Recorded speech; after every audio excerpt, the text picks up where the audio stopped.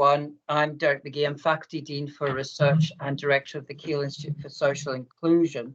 I've been asked to say just a little bit about the Engagement and Impact Festival this year. As you know, we'll be running 9 sessions across this week and next week. And there's 3 main aims with the festival: is to share and celebrate what we do as Keele academics, and also it provides an opportunity for the Keele academic community to benefit from external expertise. And this is our session today with UPEN is very much of that ilk, the external expertise, and also to engage Keele colleagues in some of the institutional developments around the KEF, and also one of our brand new initiatives, which is the Impact Acceleration Think Tank. So I think that's enough on the festival. If Joe, maybe you could post the festival program just for any colleagues who may not have received it. If you could put that into the chat, and you can see there's all sorts of things going on across the next couple of days and into next week. But just getting on with our session today, it's with great pleasure that I've been asked to provide a brief introduction and also chair the Q&A later on after Matt's managed to do his presentation. So this session is dedicated to the University Policy Engagement Network, UPEN as we call it. We are already members of UPEN, so it's not a case of hearing more to decide if we're going to be members. We've already taken that step. My fellow faculty deans, Nick and Cliff, for research, I should say, and the director of Partnership and Engagement, Anne, who's here, and the director of Keele Doctoral Academy, are very, very interested on what we could get out of UPEN as an entity.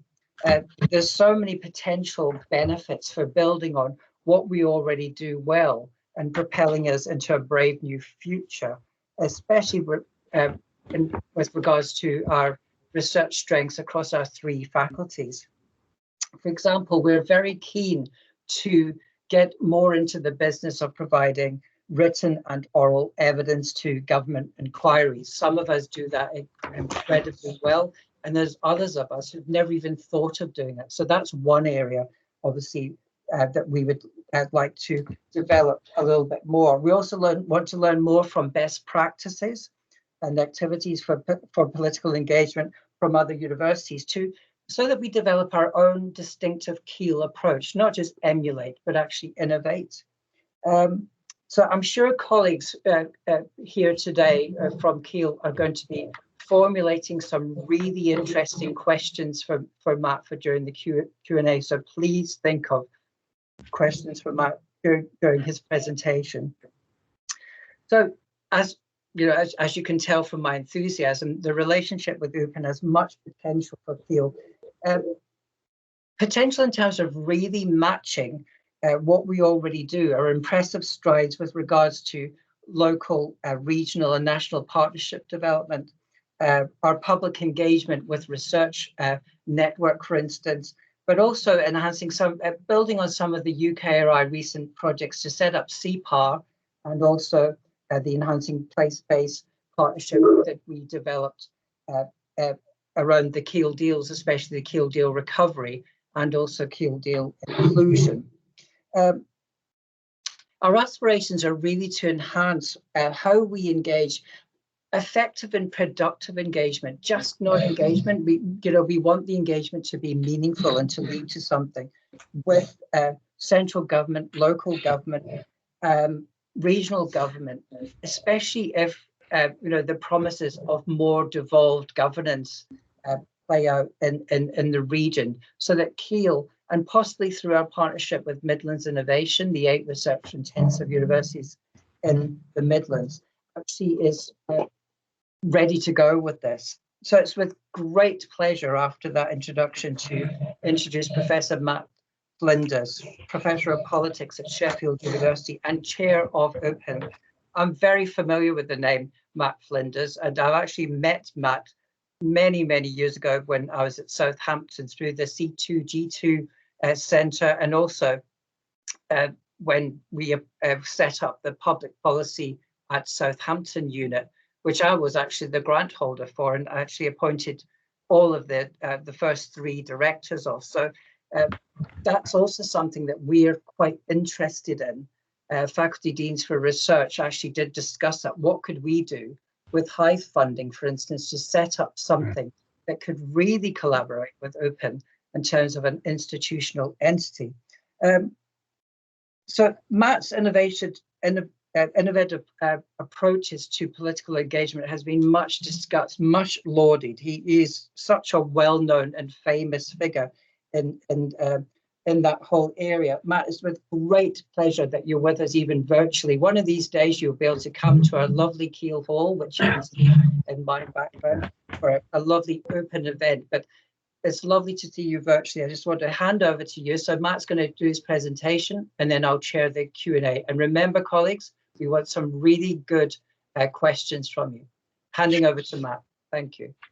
Okay, well, it's great to be here. I have been to Keele once before, and I kind of swore I'd never come again. It was quite an experience because I think it was the World Affairs Group invited me down, and I had no idea what was going to happen. I thought it was 10 people with a cup of tea, and I got there and there were 300 people in the main auditorium. And when the chap announced what I was going to be talking about, which was in defense of politicians, this mass sound of stamping of floors and banging of Zimmer frames echoed around. I thought I wasn't going to get out alive. But anyway, I survived, and it was very good. But I've not been back since. But I would come. So if you just pop the first slide on, please. I'll just pop that up now. Okay. So it's really interesting just listening to Derek talking there about well, gosh, the whole thing about the parliamentary committees and government inquiries, different modes of writing, the importance of networking, the history back at Southampton. I'm leading a big project at the moment, which is looking at the development of policy related infrastructure within universities. What's interesting, obviously you have the policy at Southampton, but in the last 18 months, there's been about 20 universities all created their own specialised, basically policy at Bristol, Manchester, Bath, XXXXX. So really interested to think about what would a Keele approach look like in terms of what would define its distinctiveness. And I mean, I've got some ideas on that one. What's also interesting is that obviously UPEN, thanks a lot, also developed into CAPE. And I don't know if you know about CAPE, it's worth having a look at their website. This is a Research England project, which is all about innovating in terms of skills and capabilities in higher education to do engagement. CAPE, UPEN work very closely together. It's something that I might talk about later, but today I wanted to do 2 things really. One is to introduce UPEN, which I can do very quickly, but I thought it would actually be more interesting, and I was particularly interested in previously somebody was talking about, for me, policy engagement is not about how-to guides or about institutions or processes. It is about a specific approach to being an academic. And where it is done best, it is infused within the culture of the institution. And I think that deeper infusion of a culture of what I call engaged scholarship is really maybe what we're all looking for when there are lots of other institutional incentives and pressures that might pull us away from that. And one of the big issues and one of the big opportunities, I'd say, and of course we can talk all about this, is the next generation. How do we, I mean, this was just mentioned, how do we support our current and future PhD students, postdocs and early career researchers, not to survive, but to thrive and flourish in a very different academic world to the one that many of us might have joined? So if we just go to my next slide, what I want to do is not just talk about UPEN, but I want to do 5 things really. I want to, in many ways, and I think this, you know, I'm hoping you can tell me if it's boring and we'll stop. But I mean, what I think I can also offer is not just talking about UPEN, but what is more important is to understand the shifting context, the changing nature of the game within which UPEN and Keel's ambitions sit. Because to be honest, if you do not understand that emergent ecosystem and how to position yourself within it, you're going to struggle. And what I think is really interesting, looking across the UK higher education landscape, is that some institutions clearly get it. They understand this emergent ecosystem and how it is shifting, and how to see what other institutions see as negative problems as opportunities and challenges. And I think there are challenges, but there are huge opportunities. So I want to briefly talk about that ecosystem, then I'll introduce UPEN, and I will encourage you to get involved in the network. And there's a lot that UPEN can offer Keel, but I'm bound to say this.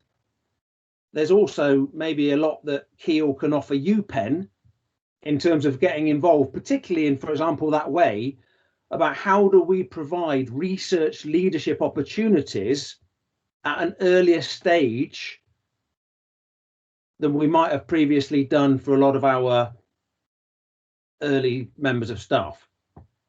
So I want to encourage more active, strategic and ambitious engagement with policymakers. And those 3 phrases there, active, strategic and ambitious, are very carefully chosen. To be successful in this policy engagement world, it doesn't just happen. You have to be very proactive. You have to be strategic. And where, again, I think Keel might have an opportunity is I think there is a lot more scope for ambition than many universities are currently taking on. And I hope by doing that, I know Keel has lots of great people that already do a lot of this work, but maybe I can just kind of push you a little bit to think about how you might broaden, develop what you do, even if you're already active in this place. I mean, and I know I'm just going to talk honestly here. One, I'm not here to tell anybody what to do, just to sort of offer you some ideas and thoughts and insights.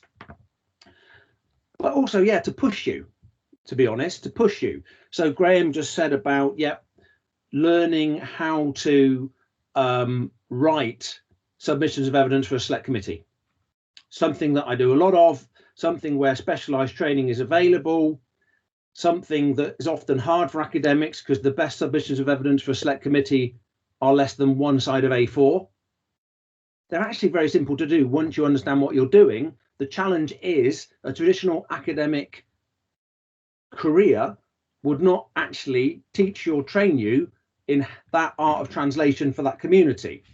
But actually that's, what I want to do is push you, say, well, that's not really enough. That's fine, and we can do that. But beyond that, there's actually lots of tips and insights which can take you far beyond that quite easily and start to build up real relationships between Keel and the policymakers, and also the real policymakers. And this is one thing I hope to get across. The real policymakers that you need to get to build relationships with are not the people that you think you do. And one of the key tricks, and again, where UPEN can help, is finding the people that are going to be of most value to build relationships with, rather than those ones that you think might be of most value. And then I was very interested in, Graham made a phrase, I made a note of it here, about doing policy engagement.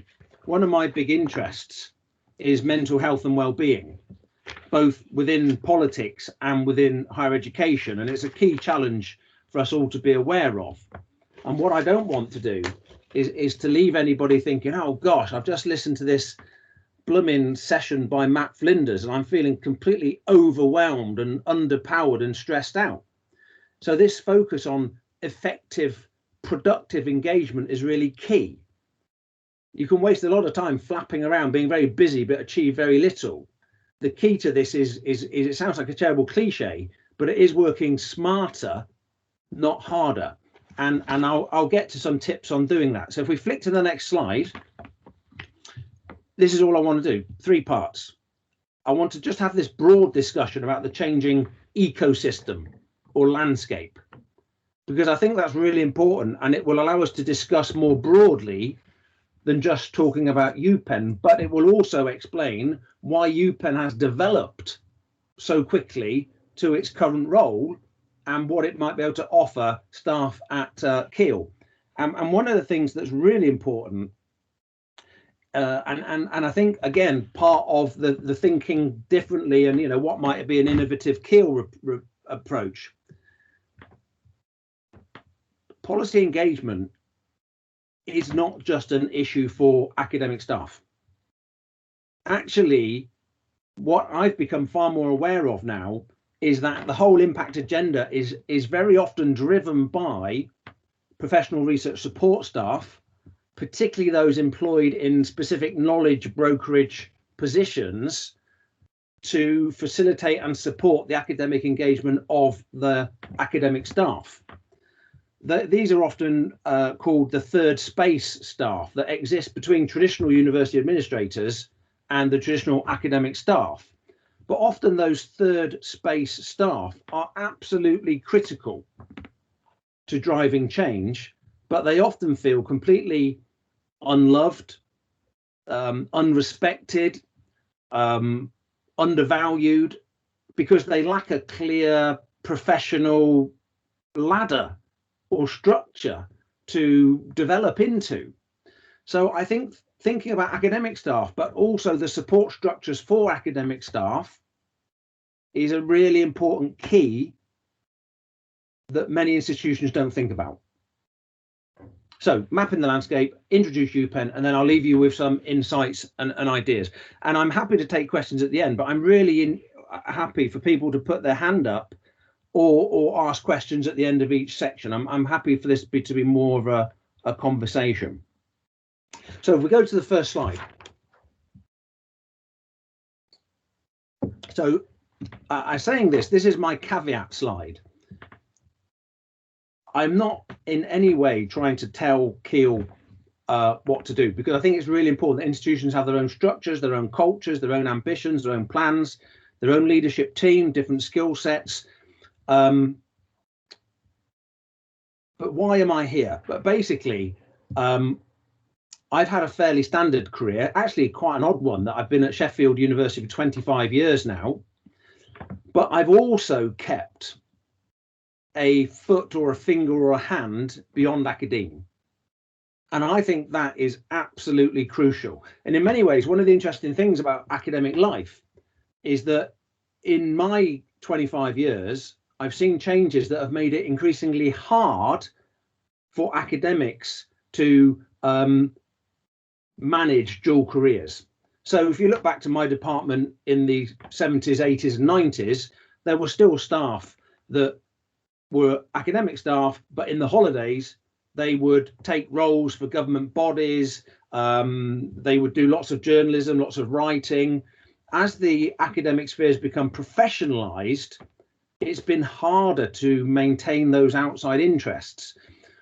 All I would say is that actually, when we think about impact, relevance and policy engagement, it is brilliant, I think, for all staff to try to think about how they might keep, even if it is only a fingernail, some role beyond academia, or at least beyond their own institution.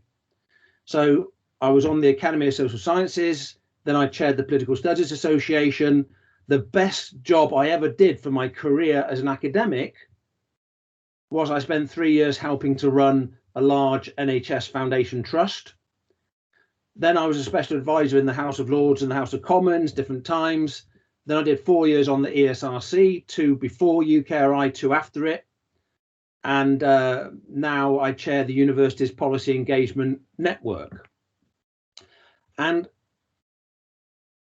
what's interesting about that is I don't see any of that experience as separate to my academic work.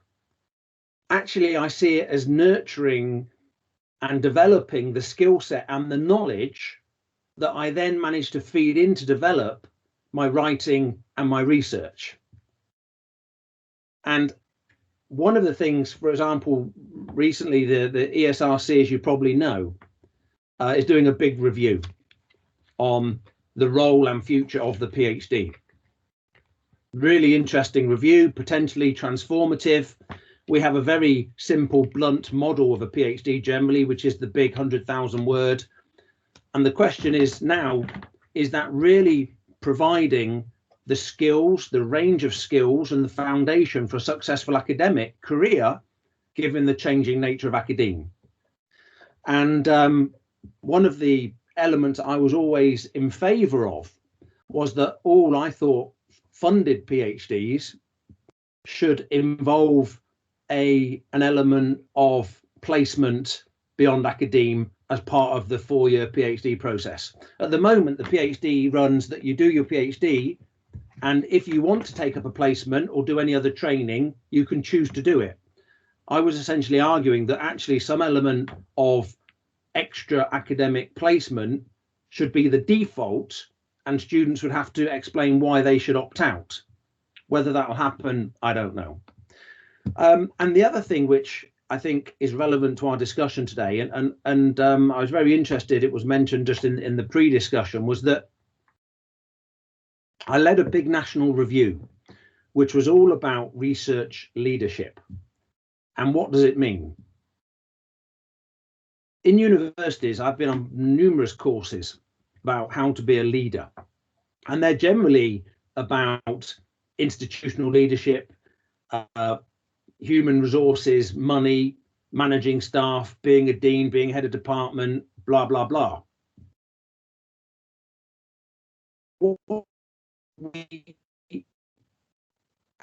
And then, interestingly, in recent years, there's been much more professionalization in the sphere of teaching.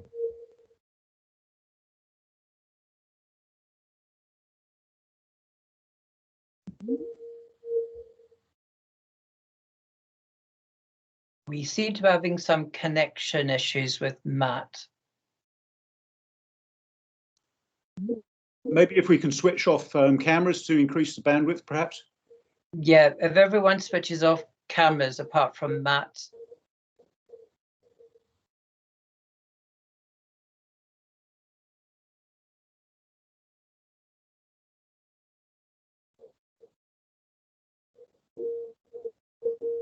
Hi, I lost everybody. Aha.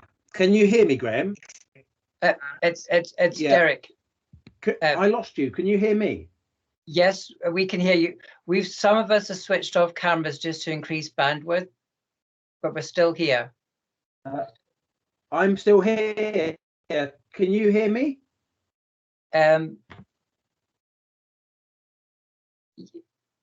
Yeah. I'm still here if you can hear me. Looks like we might have a bit of a problem with Derek now, but we can hear you, Matt. So Should I just if you keep just want going? to continue, and we'll just let you know if it gets too difficult. You know, you kind of slightly head down a toilet in terms of the way that you sound, but I think it'll be all right. Okay. Am I still sounding funny? Do you want me to come off the call and come back in, or just stay? No, I think you're fine now. I think we're Okay, past fine. whatever it was. That grumble. Okay, so let's hope we stick with it. So, so basically, this report on research leadership is all about how to develop and nurture leadership skills that apply to research, not to teaching or to admin. And I'm pleased to say that some of the recommendations are now being taken up by UKRI and are being implemented. But just in terms of Keele, if it's interesting about how it does talent management of all members of staff, and what's really interesting about this is that it's also about research leadership for mid-career staff and for full professors, then it might be worth having a quick look. So if we've got me back, let's go for the next slide. So anybody tell me who this is?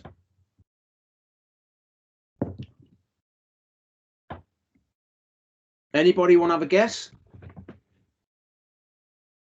Okay, this is Matthew Flinders. This is the famous British explorer and the first man to circumnavigate the whole of Australia. Some of you might know that there's a very big university in Adelaide called Flinders University, and Matthew Flinders was the chap that named Australia, and is why I really struggle when I go to Australia, because I can't book a hotel, I can't book flights, I can't book taxis, because everybody thinks when I give my name that I'm winding them up. But if we move to the next slide, what I think is interested in is just being aware of how the landscape is shifting. And there is a lot of discussion about this new paradigm in higher education.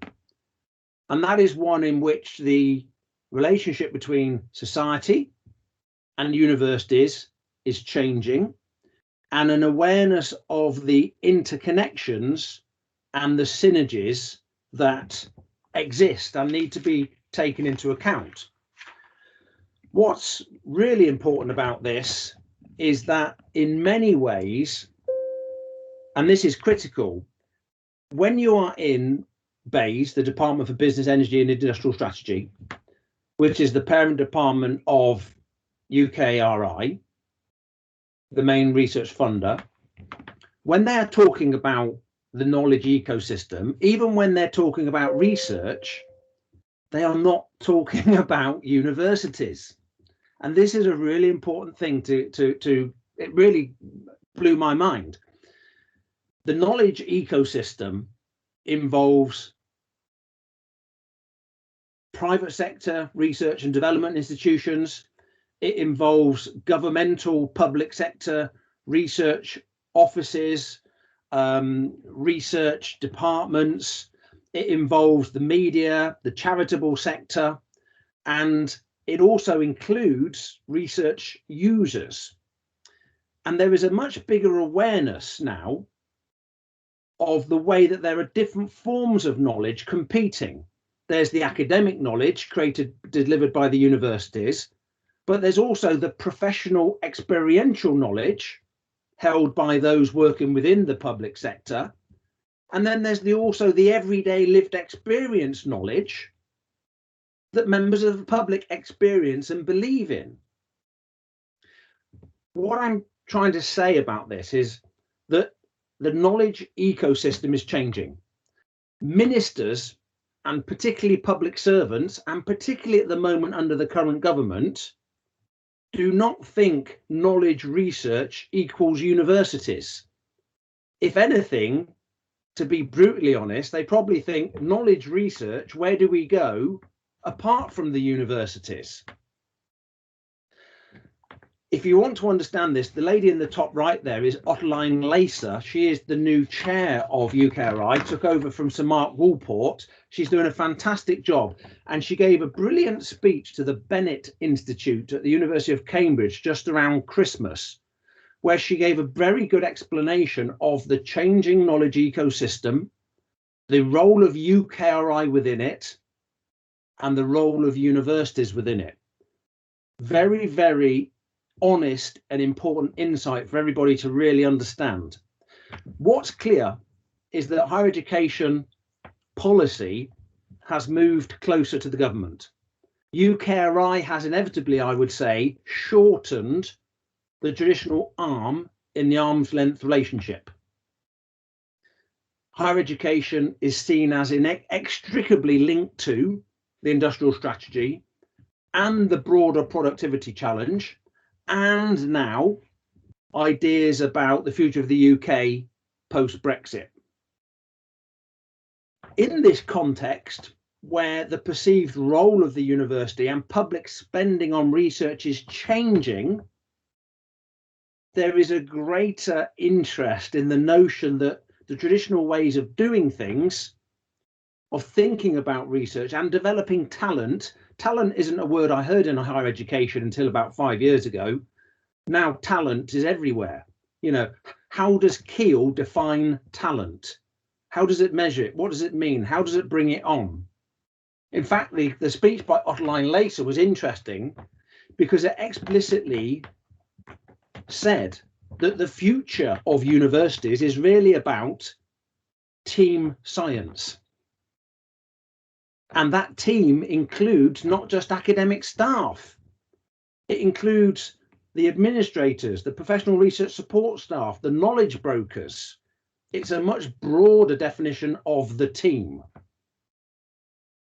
In America, by the way, is interesting. There is a whole science of team science about the most efficient way of bringing together groups of different people from different scientific backgrounds.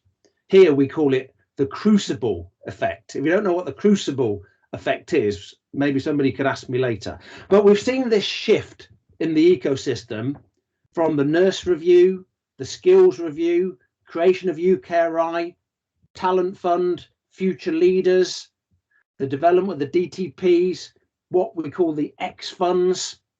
And what's interesting is that there's a clear shift towards funding projects that have 5 core characteristics. First of all, they're large and complex. There's a clear view within UKRI, I would argue, that if anything, we fund too much research and too many small projects that never get to appreciate the synergies and range between those projects. We're too granular. So there's a shift towards funding fewer, bigger, more complex projects. That has clear implications in terms of research leadership. Secondly, those projects have an international dimension, will often be co-funded by international partners. 3, they're interdisciplinary by default. Very hard to get monodisciplinary work funded. Co-produced and co-designed with potential research users, which is where the policy engagement provides a massive opportunity. And they're mission orientated, by which I simply mean research funding is established to address a specific recognized societal challenge. So the ecosystem is changing, and for universities, what are we trying to get our heads around? It's a world where in future, most research funding is going to go to large and complex, internationally based, interdisciplinary, co-produced, mission orientated projects. And that's a particular challenge if you work in the arts, social sciences or humanities, where you're likely to have a more of a traditional lone scholar individualized approach. Getting on top of the team science agenda is a key, I would say, opportunity and challenge. Okay, let's go to the next slide. So, very simple. Can anybody tell me who this is?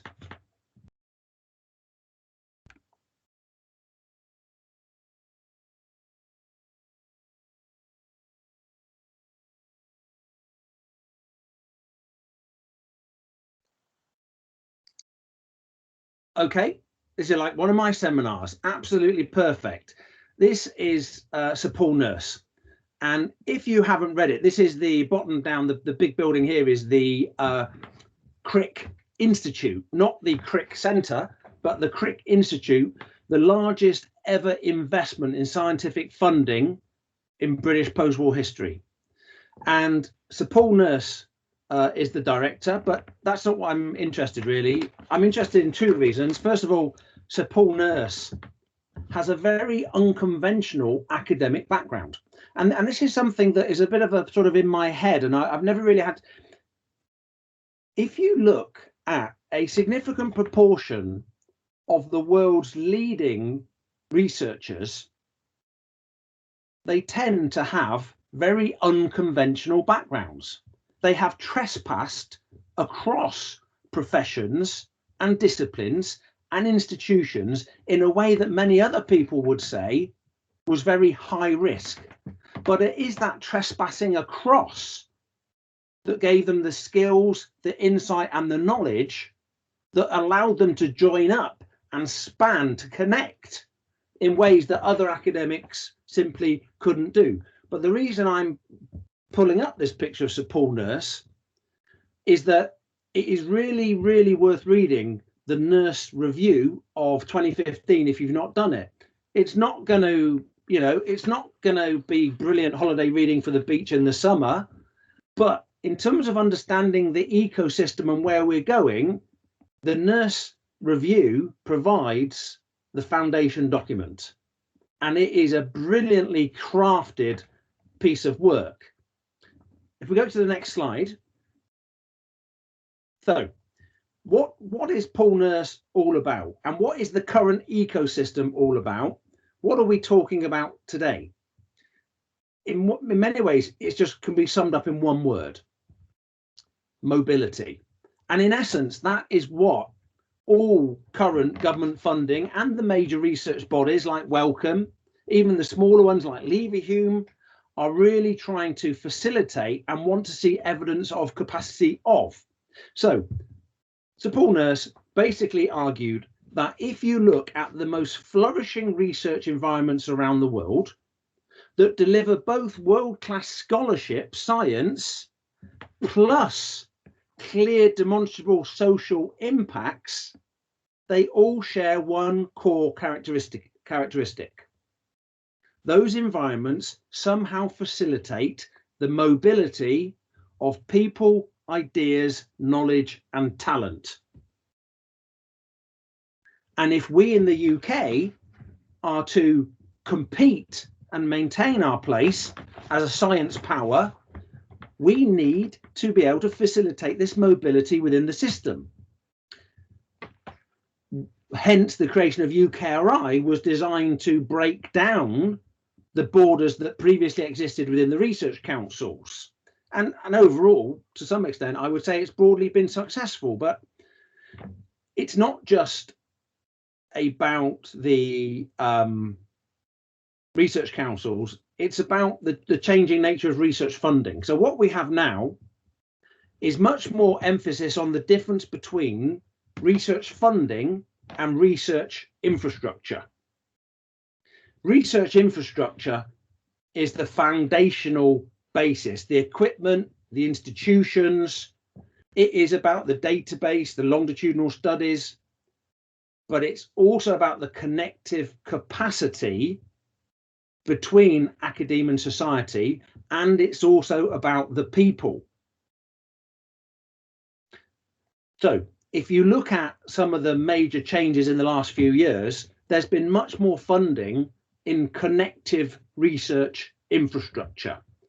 The What Works network being an obvious example, now being replicated all around the world. If you look more recently at the creation of IPPO, the International Public Policy Observatory, one of the ESRC's most recent investments, they are all basically here. None of these organizations do primary research. Their role is to be acting as translators, facilitators, and drivers of the research conducted in universities out to different research user communities. The great challenge that we have in universities is that universities, like all organizations, tend to be very clunky. And universities tend to be built around disciplinary silos. And of course, our audit structures also tend to be built around disciplinary silos. So I'm currently on the politics and REF panel. And although REF has changed to try to be more amenable to interdisciplinary research, there is still a sense, and I think, unfortunately, justifiable sense, that still being an interdisciplinary scholar is risky. Actually, in terms of the future direction of the research ecosystem, being interdisciplinary should be the default. Hence, the role of boundary spanning platforms like UPEN. But I just wonder if I should just stop there for a tick and see if anybody's got any questions about any of that. Thanks, Matt. Can you hear me? Yep. Great. So Anne-Marie Day has added a question and comments in the chat. Anne-Marie, do you want to briefly summarise your question, your challenge for Matt? Yeah, sorry, it's quite a long question, Matt. It's hard to kind of pour it into the text. I've read it. Oh, you've read it. Good. The reason, I mean, I'm preaching to the converted here. I come from a policy background, and I think that engaging with policy is really, really important. But currently, we kind of have these contracts that are very much geared towards publishing in academia, writing for an academic audience. Have you come across any good practice in other universities where their contracts are written to also encourage and offer incentives to write for a policy audience and engage with a policy audience? Because currently I've got a lot of engagement going on, but like you said, it feels like an add-on that isn't really recognised or valued within academia. And I really appreciate Keele moving in this direction, but I think it also should form part of our contracts as well. Well, I mean, yes, I mean, you're absolutely right. And this is not at all a challenge that is just for you or for Keele. One of the key issues, and in many ways, this is an issue for the senior leadership team in the university to amend the incentive structures so that that sort of policy engagement work is rewarded and incentivized, and people are allowed to do it on the basis that they will get some payback for doing so. In many ways, this is the whole trap of the third space staff who don't fit into a traditional administrative career within universities. They may not be on a traditional academic track, but it's also a big challenge for early career researchers. I get no end of they're not always young, but primarily they're younger staff members who really get and want to engage with the impact agenda. They understand policy engagement, they're good at it, but their supervisors in institutions, their mentors and their PhD supervisors are explicitly telling them not to do it. Now, that is an absolute, it's when I was on the ESRC board, and we heard about this, you know, if I had any hair left, I would have torn it out. Now, what is interesting is there is a perception within REF that REF impact case studies have to be fairly narrow and policy related. But again, and I've done a lot of work with Research England about this, and the current review of the assessment process is happening. Actually, impact case studies for REF, they can be far more broader and creative than most institutions are willing to put in at the moment. There is still a view that impact case studies are generally around one academic, based around one project, and they will have a very clear, usually public policy element. And actually, it would be far better and far more vibrant, I think, if institutions were slightly more creative and found a way of pulling together a whole range of different impact contributions by different staff, but curating them around a key theme.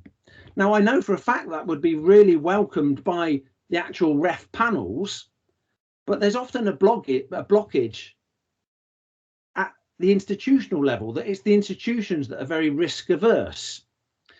So I don't think I have any easy answers to you about where is doing this really well, but I do know that a lot of institutions are getting much more vibrant about recognizing a broader range of outputs and publications that their staff are doing, not just the core REF.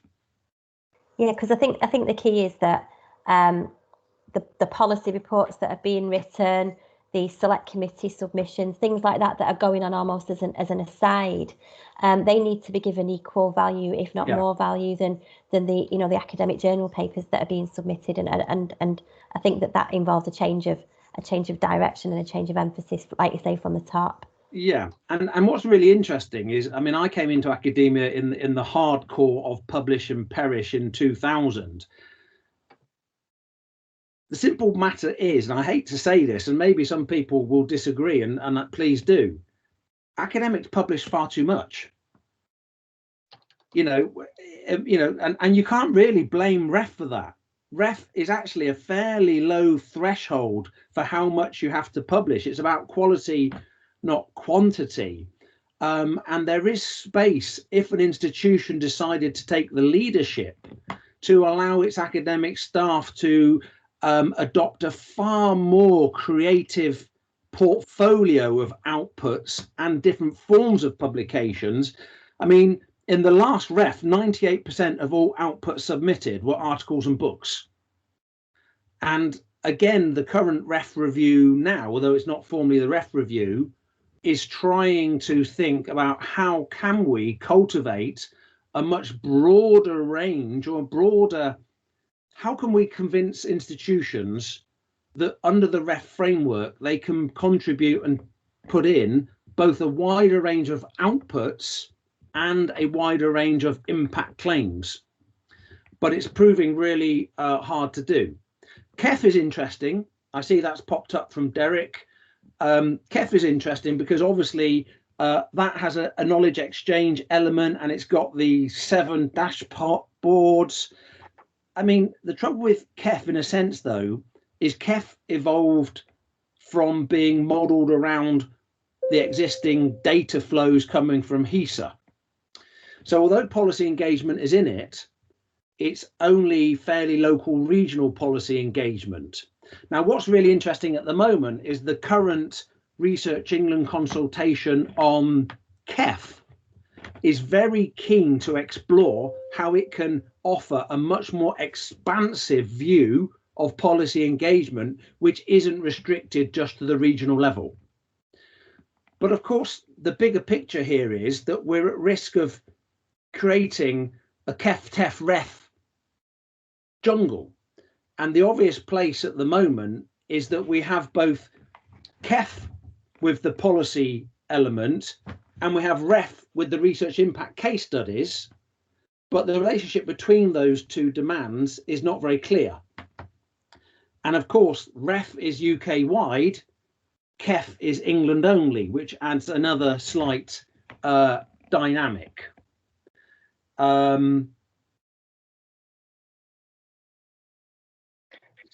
So there's a question from Samir, and also Toby Bruce has his hand up. But Samir, do you want to articulate your question for Matt? Yes, so I think I completely agree with the fact that we need an extensive or expansive view of outputs that come out.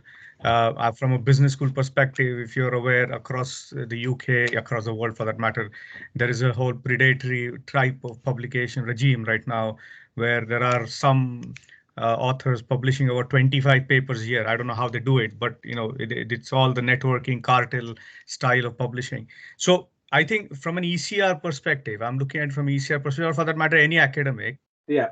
When we look at measuring what an academic does, it's easier to measure the publications. It's easier to measure the funding. It's quite straightforward, objective view. Now, that for me, coming from a business school perspective, engaging with policy takes a lot of time. Mm-hmm. You have to know the right people. You have to know the politicians or the civil servants, etc., behind the scene, or get into Whitehall, for example.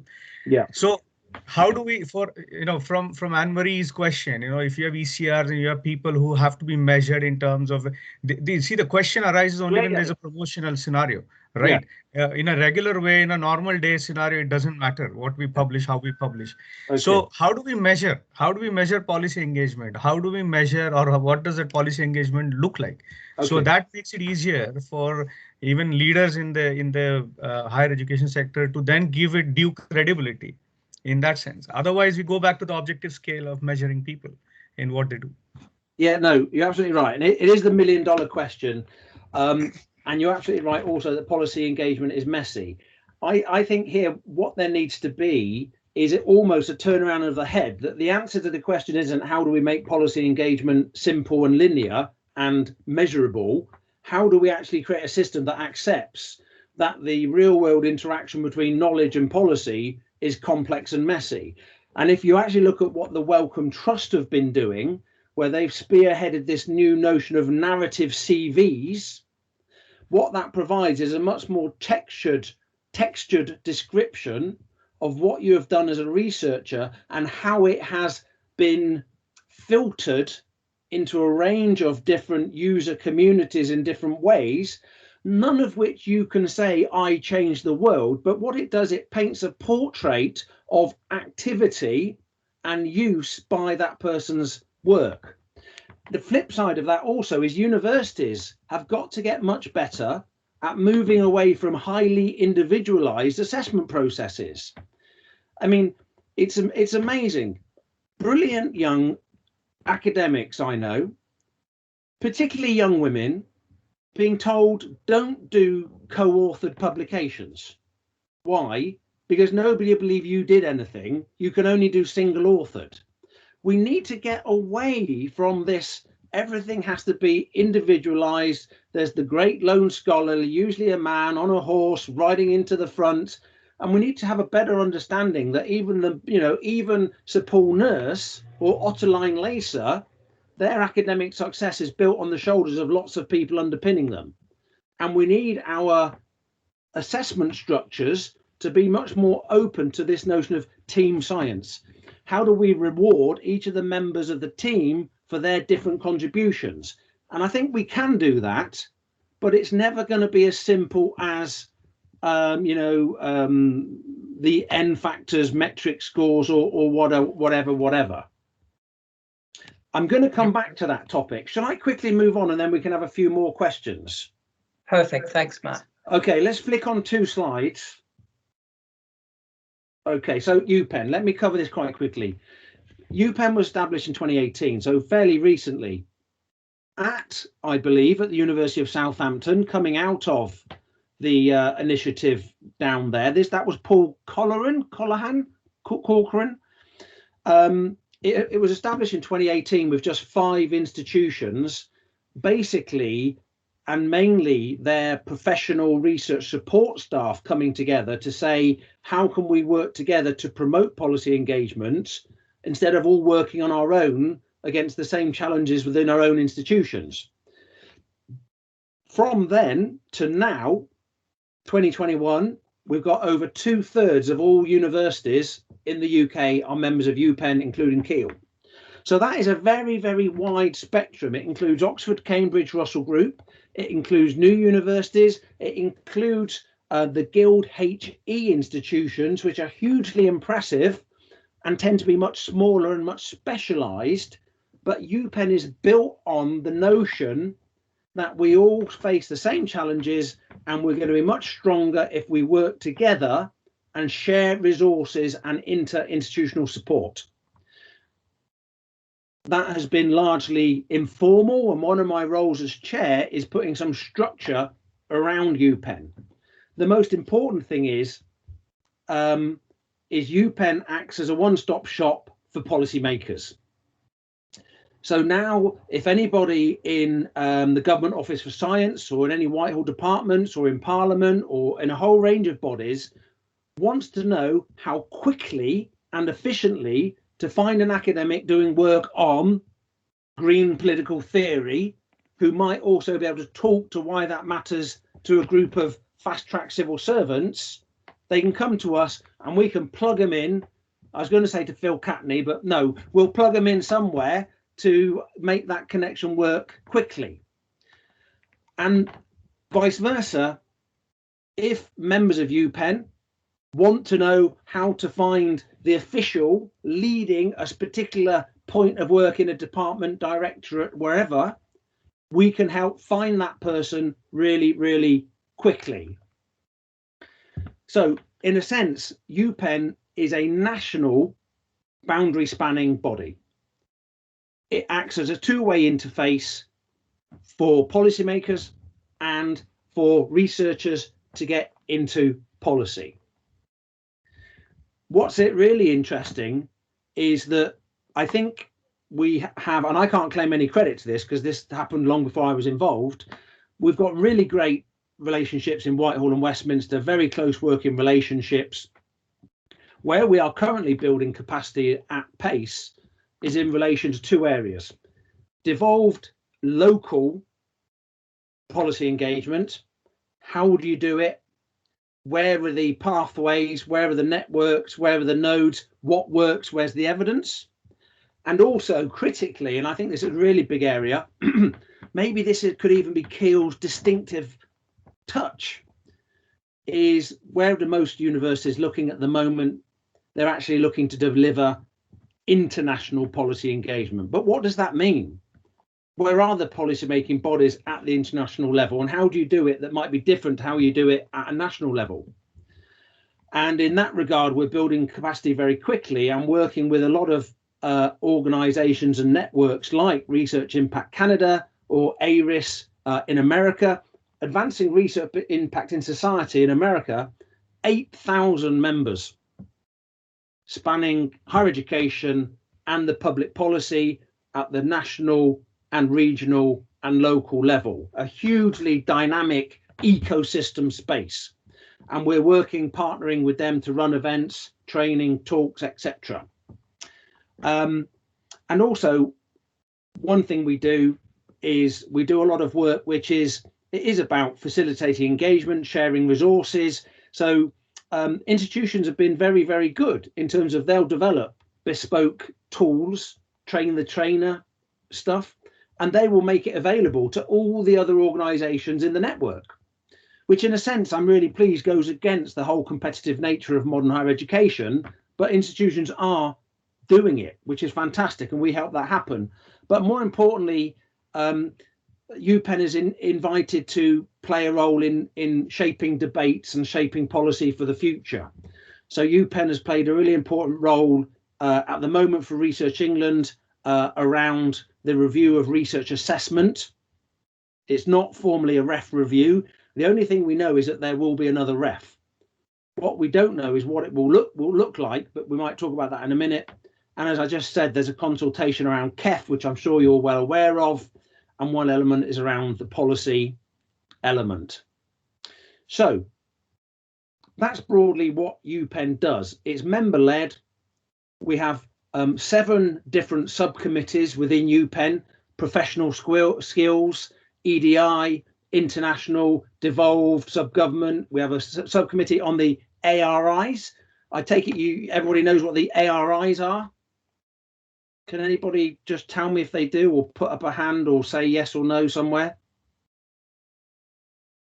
Okay, areas of research interest. This came out of the NERSE report. If you don't know about this, really need to know about this. Most Whitehall departments, some public bodies, and even now some select committees are publishing areas of research interest, which is a very simple list of those precise topics where they would really value academic engagement from leading researchers.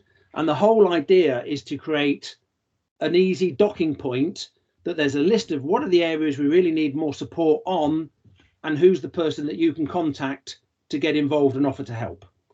ARIs, you can find access through the UPEN website. So if we go to the next slide. Oh yeah, and this is it in a rock. This is it's very simple but very good. The one thing UPEN delivers, which is of huge value with a capital H, is the Weekly Bulletin. This is an email bulletin that has a very, very simple and up-to-date list of all the new government consultations, all the new parliamentary inquiries, and how to engage and who to go to. It has a list of all the forthcoming events, conferences, training opportunities, details of publications, calls for engagement, details of policy seminars. It's got everything you want in one email every Wednesday, once a week, bang, in your email. What's interesting about that is a couple of years ago, the Institute for Government they did 2 reports. One was called something like How Can Academics Engage with Policy Users? And the other one was called How Can Policymakers Engage with Academics? 2 separate reports done about 6 months apart.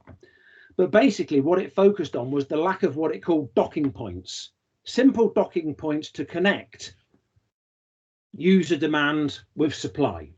And in a sense, that's exactly what the Weekly Bulletin, and if I'm brutally honest, I think for most of UPEN's members, although UPEN's members are very, very active, I think that's probably, you know, the really most valuable thing UPEN does. And I mean, I find it incredibly useful just for covering Parliament, and that's my area of specialism.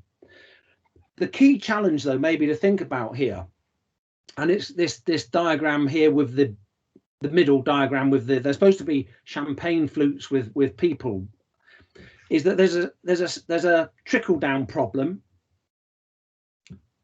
The UPEN Weekly Bulletin often goes to 1 or 2 or 3 or 4 people in a university. The big question is, what does the university then do with that information to get it to the right people down within faculties, departments, units, centres?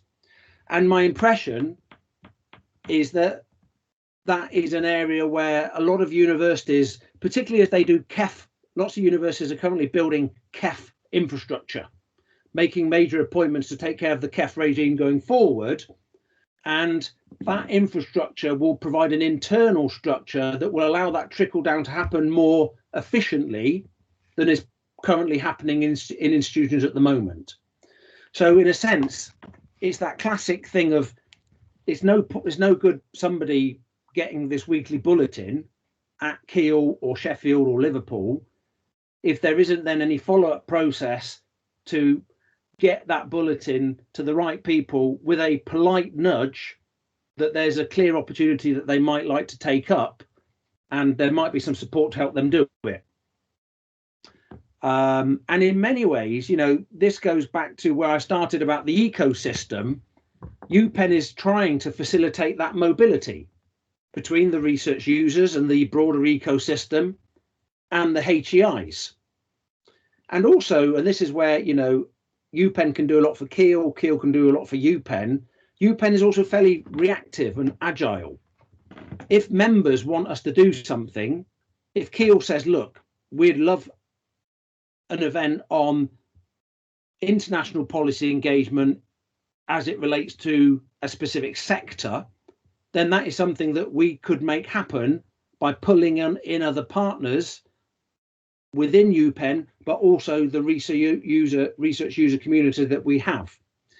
We're also very responsive to the policy making community. So recently, the Parliamentary Office for Science and Technology came to us to say they were interested to know how much during COVID, select committees moving to take oral evidence online, how had that actually affected the breadth, the scope and the nature of how academics engaged with select committees.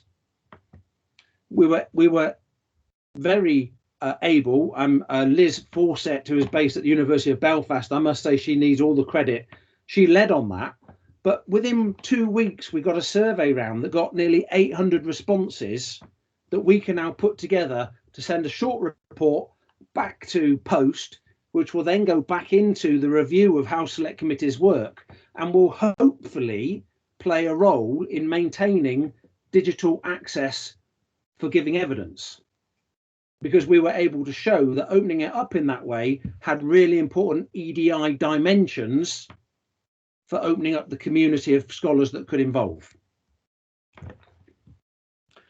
Anybody got any questions about UPEN? Because that's the end of my part 2.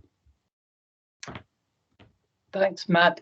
Toby Bruce wanted to come in, and Mary Corcoran made some very valuable contributions in the chat.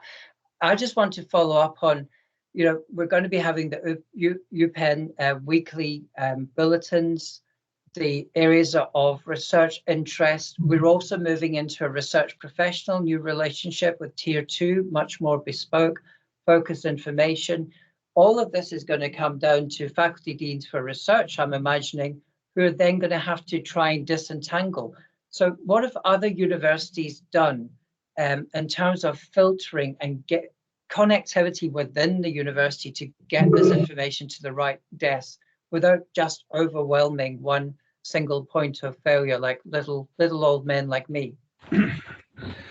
Well, the simple answer to that is, where those universities have dedicated policy focused centres, like Policy at Manchester or Policy Bath, whatever, they've got some inbuilt capacity and staff dedicated to being able to roll out and identify. In many ways, I think what you almost need is a matchmaking function within institutions. Here's the opportunity. Do we have a member of staff who dovetails up to the opportunity? Most institutions don't. So I think the UPEN bulletin hits a bit of a dead wall. It sits in an in tray, or it goes to the usual suspects. And I think the usual suspects is a problem. That in fact, if you want anywhere to do best, you don't want this to go to the normal, usually, I hate to say it, white middle-aged man who's already got a reputation for doing this. The best talent you've got and your future focused talent is going to be amongst men and women at the early career postdoc stage who will really flourish and enjoy and have the skills to deliver. And that's what's really interesting here, and we've got all the research on this, select committees particularly don't want Professor X and Sir Blobbly Blobbly Y. They are desperate to pull in a wider range of researchers. Their challenge is finding those researchers, but more importantly than that, it's finding those researchers with the capacity to translate their research into a manner of written or oral communication that interested members of the public can understand. I mean, there's nothing worse. I'm not saying Keele would do it, but in a sense, there's nothing worse than any institution sending somebody to give evidence or getting somebody to submit a submission of evidence, and that person sends in their latest journal article, 8,000 words, or turns up in Portcullis House and talks esoteric, meaningless jargon, because all that's going to guarantee is that the next time the clerks think about who to call, they'll keep away from Keele. And that's where that internal support and training skills development is absolutely critical. I mean, the knowledge exchange unit in Post will send people to Keele to run bespoke training on how to get your staff, and it's fun. It's not, it's not hard to do, but you do need to provide that support, or you risk putting your staff in very uncomfortable positions. That's very insightful. And Post have been up, but I think we need to get them up again for a refresher. I just want to bring in Toby and then Mary Corcoran. Hi, yeah, it was really interesting, Matt. My point goes back to some of the things you were saying earlier on. Actually, it comes before you were introducing UPEN, but there's one really sort of basic thing is that there's a really strong relationship between research and productivity, and it's also a well-known phenomenon that the UK productivity is sort of lagging behind other advanced nations. And so I think when you take those two things together, it's obvious that there's a need for more research investment, and this is a point which I've tried to make. So there was an open call with the Common Science and Technology Committee for when we were leaving the EU. So there's this implications of leaving the EU for science, and so I tried to make some of those points when I was responding to that. I put the link to it in the chat there, but it seems like there is some, but the awareness of that is there. I mean, it's a clear thing that's needed, and I do hope that they've got the sort of long-sightedness to take this seriously, because they might think, oh, we can save a bit of money by cutting back on research, as they have been doing with GCRF recently. But then it's a short-sighted way of looking at things, because in the longer term, if you want to have long-term productivity growth, then you need to have that investment in research. So I'm just wondering how we could make sure that message comes across. I mean, I'm sure all academics are going to agree about the need for funding research, but but it's actually it's not just for the sake of it. It also have a lot of benefit. Okay, just very quickly there, Bruce. I might be make myself very unpopular. I think one of the great problems that we've got in academia is that we haven't been very good generally at explaining to the public or to government about what we do and why it matters. And I think actually, the impact agenda arose because of concern within government about the value they were getting for public investment in research. And we could do a lot more in terms of developing a culture where instead of just writing for our other academic colleagues, we did invest much more of our time and effort in teasing out what I always call the so what question. I agree, because it's important to communicate the implications of your research to the wider world, and not just have it in some publication that's going to be sitting there. Yes, but by other scientists. The problem with that, though, Bruce, is that our incentive structures haven't kept up, and the academic currency in higher education, if we are honest, is still academic publications and research grant income. And until we change the academic currency and back it up in the way we make decisions, we will tell staff to do one thing whilst actually incentivizing a different mode of behavior. And that is the tension or the misalignment that we've currently got. But it's also an opportunity for those institutions that can align more slightly. And also, I'm also against seeing it as one or the other. I think that is a real big trap to fall into. And I'll touch on that in a minute when I talk about triple writing. Hopefully we can get impact both ways. Yes. Shall I carry on, or is there anybody else wants to say something? Thank you. Phil Catney's got his hand up. Mary, if you want to come in, or are you happy with just your comment to be read? Hi, I'll just be very brief, Matthew. You may even get on to this. Thank you very much for your very interesting, and it's great. I mean, I'm enjoying the talk tremendously. I have to say a little bit, I don't recognise the caricature of the aloof, remote, chin scratching. I mean, I think that in itself is rather a throwback, but perhaps it indicates that mischaracterizations need to be corrected by academics of perhaps how they're seen externally. I have to say there's a lot of colleagues here, many of the colleagues who are here are extremely active in terms of many of the kind of things that you're talking about. I have two really key questions though about what you've been outlining with respect to the future research landscape. The first one I think is about place. And location, particularly with respect to, for example, the role of universities in economic, social, cultural, and other forms of regeneration. If we're going to be building back better, whatever that's going to mean, and as universities, we ought to be actors in that. Thoroughly agree with that. Nevertheless, I'm not getting a sense of location and place from what UKRI or the broader central vision of research futures might be.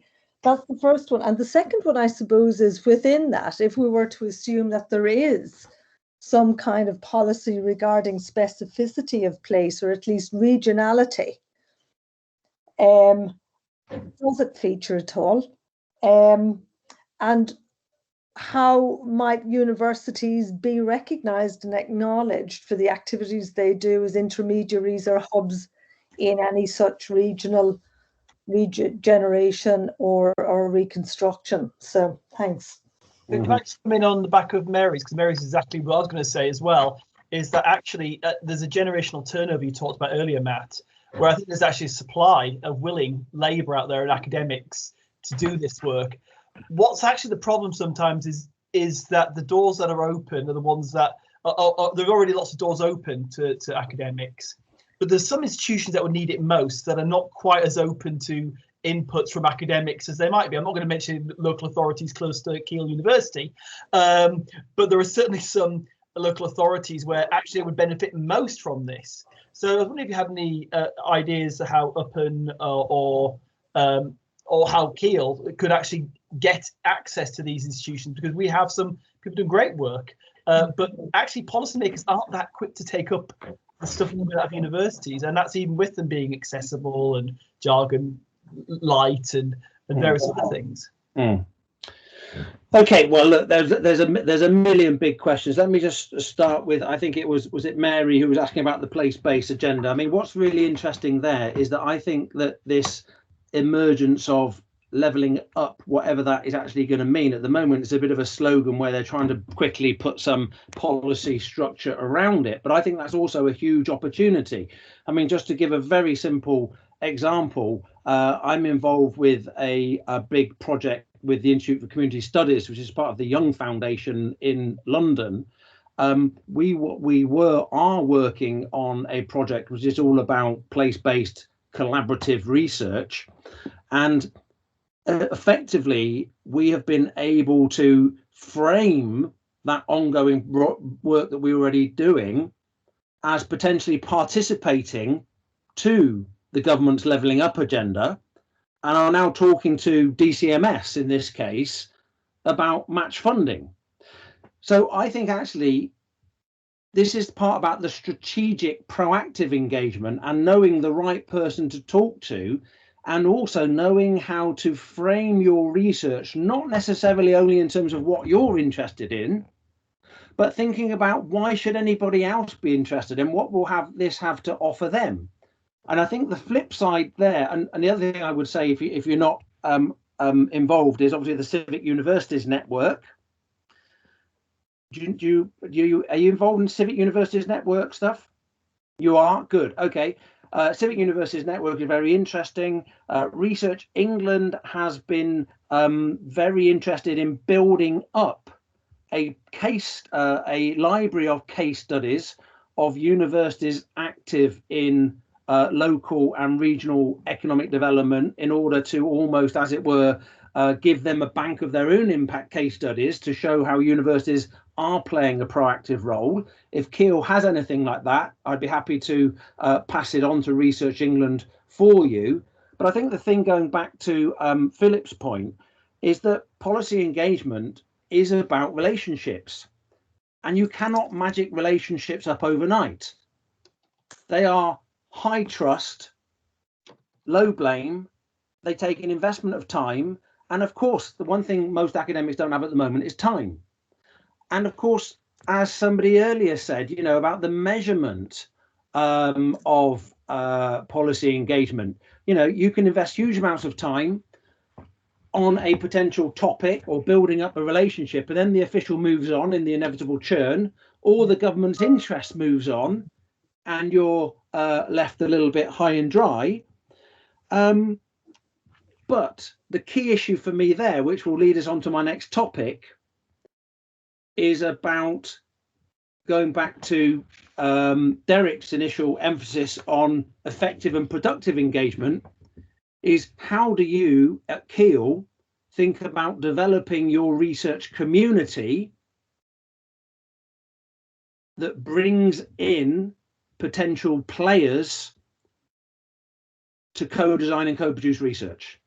Because to be honest, the way the research funding landscape is going, it is that co-design, co-funding from inception, which, without being too silly, is going to be the future of how you get research.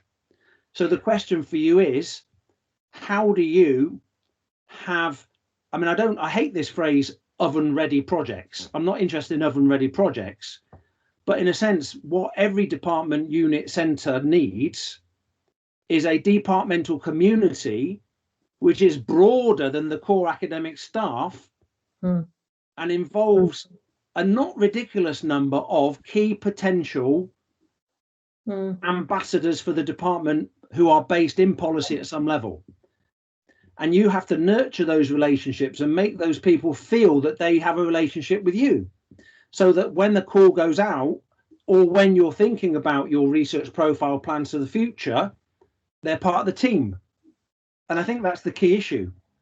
Perfect. That's perfect. We'll invite Anne Pitter just to say a little bit about our Civic University, our Keele deals, basically. And also I want to bring in Deirdre McGhee, who's Deputy Director of the Keele Institute for Social Inclusion. We're just about to launch the Co-Create Network. In fact, we should be launching it tomorrow physically, but we've put it back because of COVID. So Deirdre, if you can prepare a few words on our brand new bringing together all the creative community-based co-production, that would be great. And just a few words on the Keele deals. Yeah, just very quickly. I mean, I think there's an awful lot to be said about the institutional work that's going on at Keele. We're a member of the Civic University Network because, you know, clearly that's a collection of universities that all share the same aim. In many ways, our agreements preceded Civic University, so we haven't actually got a Civic University agreement. What we've got is a series of Keele deals. Somebody used the term meal deals, and I can't get that out of my head now, but and I always thought it was a good brand until that point. But the first of those was back in 2017, which was a big economic one. We've done one around culture, one around health. We're launching one next year, which Derek is leading, around inclusion. And of course, we've had to just pause because of COVID to launch quite a wide-ranging one around recovery, which was a mammoth one to you know, even kind of negotiate what the priorities and the focus should be with local partners. And it feels as though, you know, the hard work on that has only really just started. It's imperfect, as you say, Matthew, isn't it, in terms of how you keep those relationships going with relatively few resources to do that and to support that. And it has to be a collective effort, and it has to be, I suppose, relatively focused around, you know, what makes sense for the institution and groups of individuals in their areas of work.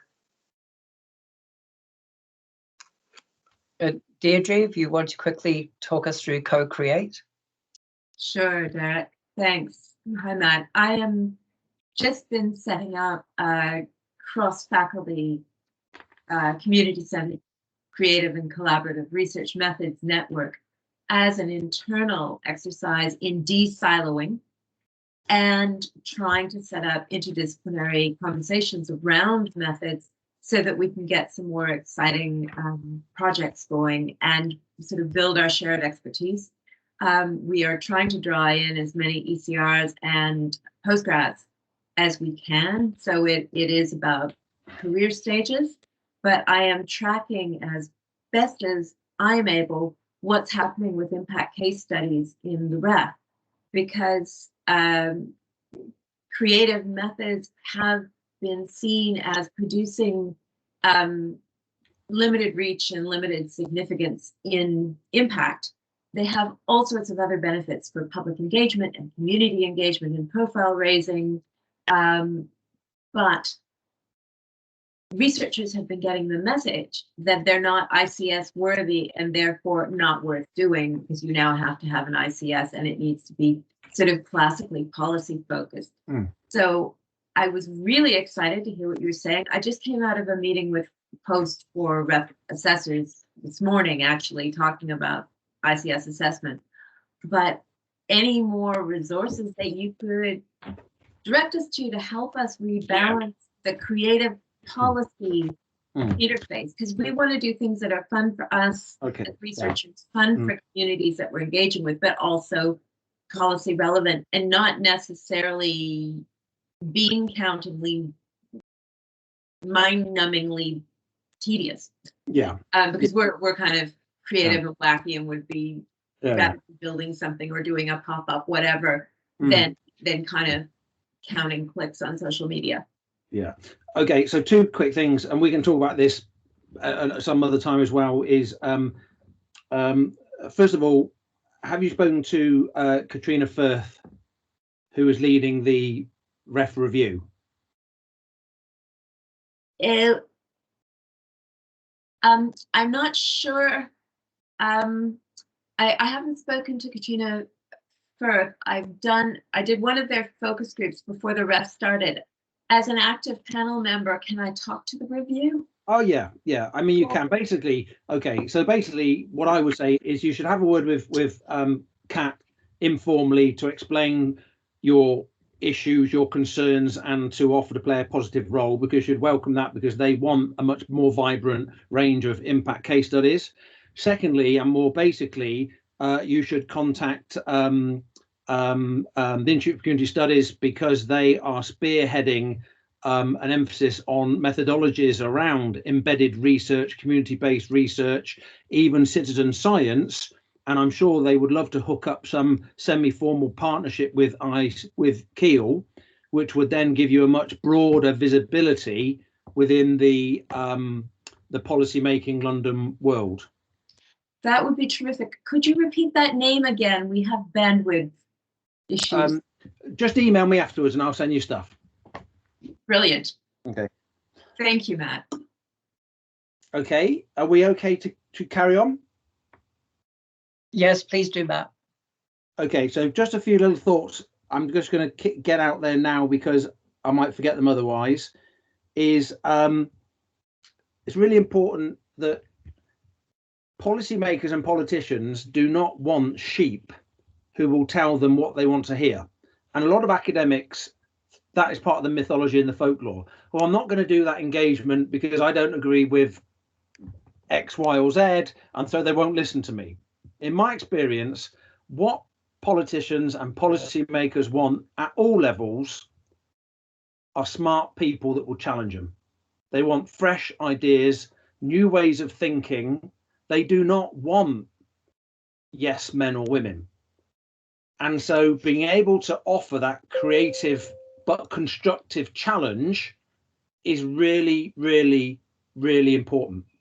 And the implication of that is, again, often within the scientific spectrum, people tend to think I don't do impact because I don't do public policy, governance, and all the rest. I would say the biggest opportunity to do impact is across the arts, humanities, and social sciences in areas that would not normally think they could do it. Because actually, they have the ways of thinking, the fresh ideas, the ways of storytelling, narratives, a whole fresh range of insights, but too often those disciplines think that they can't really do impact, and they can. So that leads me to a final thorny issue that, again, I'm just being honest here. What you've seen happen in recent years in universities, and you've seen it with the creation of lots of policy centres, is a disaggregation of roles. The main thing that's happened within our education in the last 10 years is you've had a splintering of people into teaching only track, traditional mixed track, but now you have a new brand of academic, impact specialist academics, who are brought in and paid essentially to deliver the impact case studies for their department or school. And I think that is a really, really worrying development, because essentially the whole idea of the impact approach to me is not for ref. It's about changing the culture of academe to get the most public value from public investment in research. So if we bring in particular impact players, that means that other people don't have to do impact. That just undermines the whole system. But that also means that we need to have academic leaders who are sometimes willing to tell people to do things they don't want to do. And this really infuriates me. You know, you might have an opportunity, comes in through a UPEN bulletin, a fantastic opportunity for Keele, a lead scholar, and you go to the scholar, I don't know what it might be about, and they say, I'm not interested, I'd rather just write my book. At some point, academic leaders, just as in other areas, have to say to people, I'm sorry, being an academic, you know, you're not doing it voluntarily for the good of your life. There are other implications and other responsibilities that you have. I mean, what's really interesting again, and if we go to the next slide, we can cover this,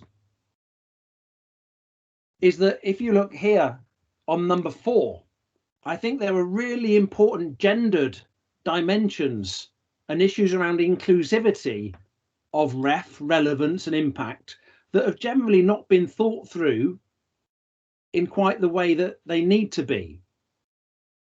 Very often, the impact players will be men.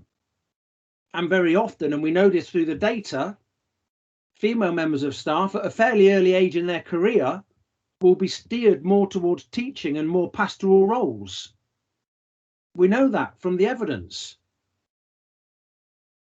And we need to therefore accept that doing impact, by which I mean a vibrant approach to engage scholarship, is not an equal, flat, level playing field. And some different groups might need more or less or different support than other groups. So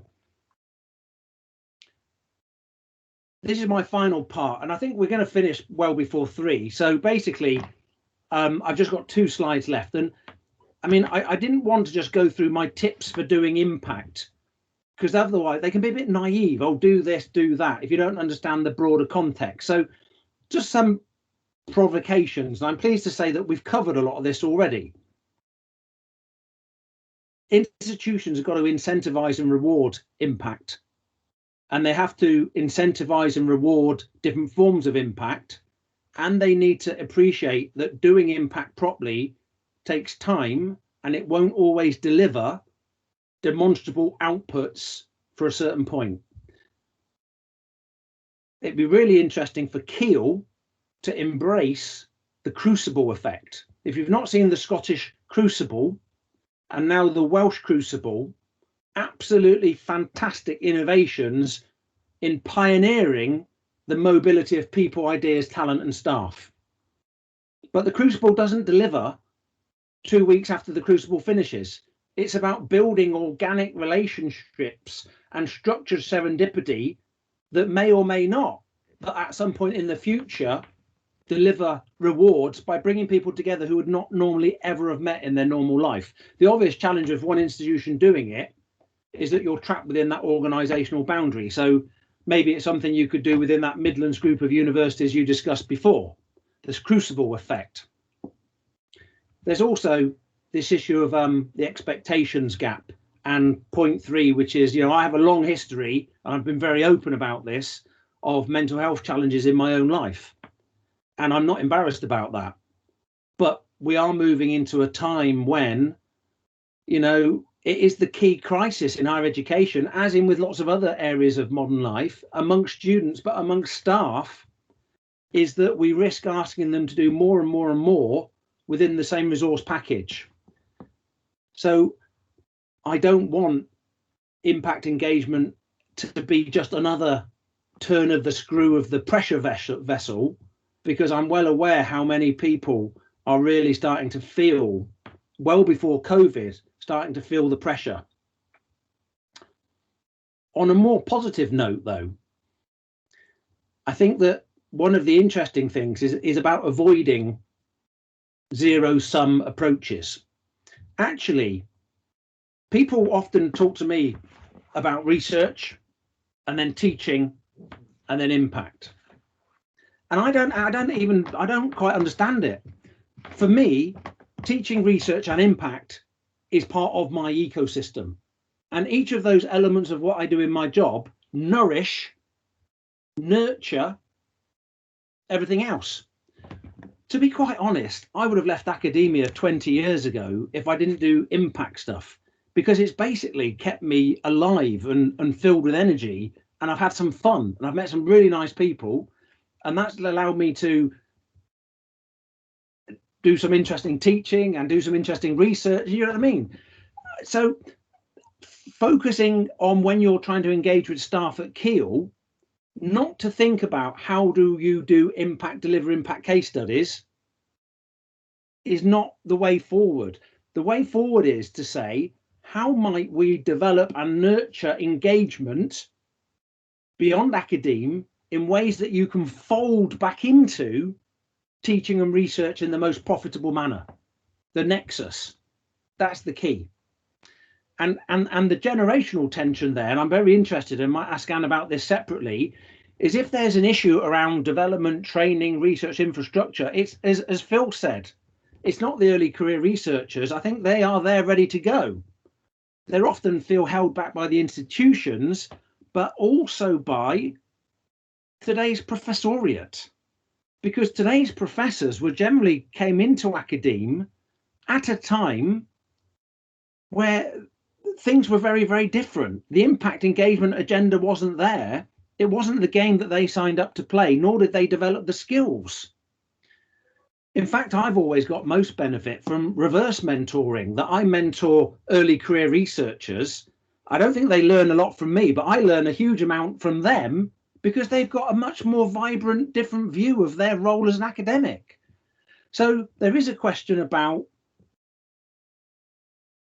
senior staff and whether they are the right people to be mentoring junior staff. I know for a fact they're not, and they give the wrong signals, the wrong messages.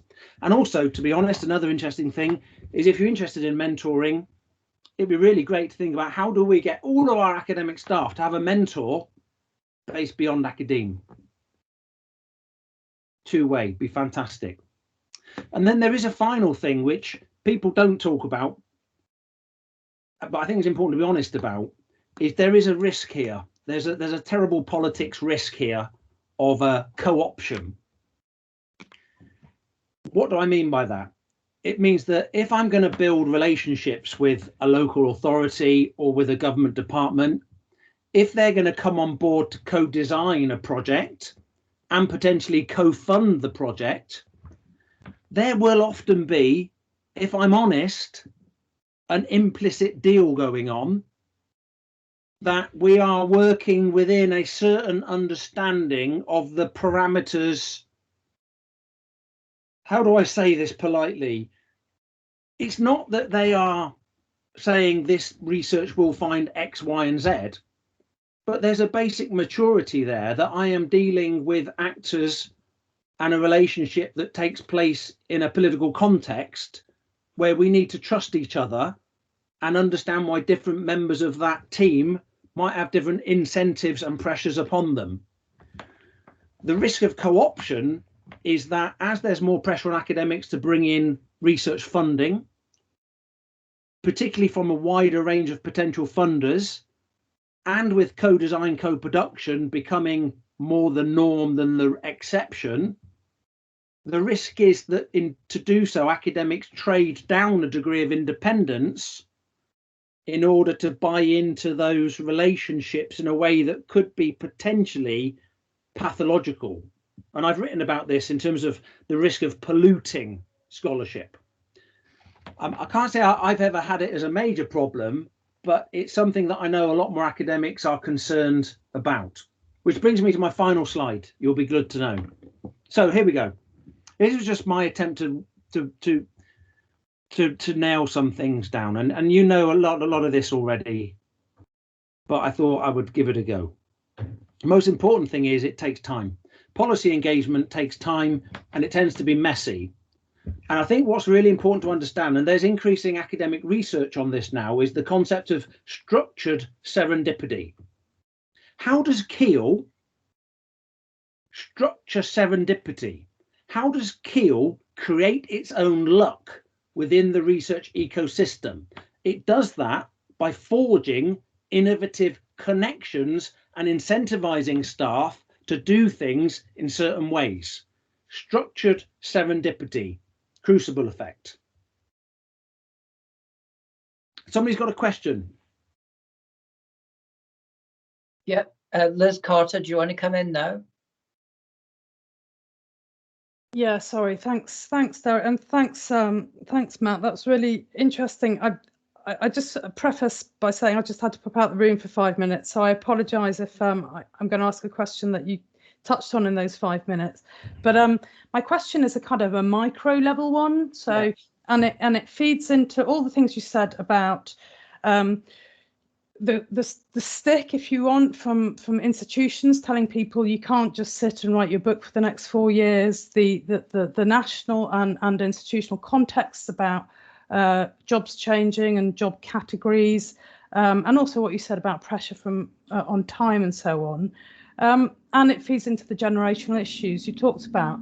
So from a more from a less stick perspective and from a more carrot perspective, how would you respond to, or what advice would you give to an academic, possibly not an early career one, given that we know there's more enthusiasm and sort of get up and go-ness from early career people, but how would you respond to a mid-career or senior academic who says, I'm really not confident about this, I don't know how to go about it, I feel anxious about it, these people won't want to hear what I've got to say, I've spent too long writing weirdo stuff for a journal article that 10 people will read, and I've only got 10 years to go, and I think I just want to get away with it. Okay, great question. Really good question. Very interesting. When I did the National Review of Research Leadership, I did institutional visits at 12 universities across the UK, with other universities being invited to come along.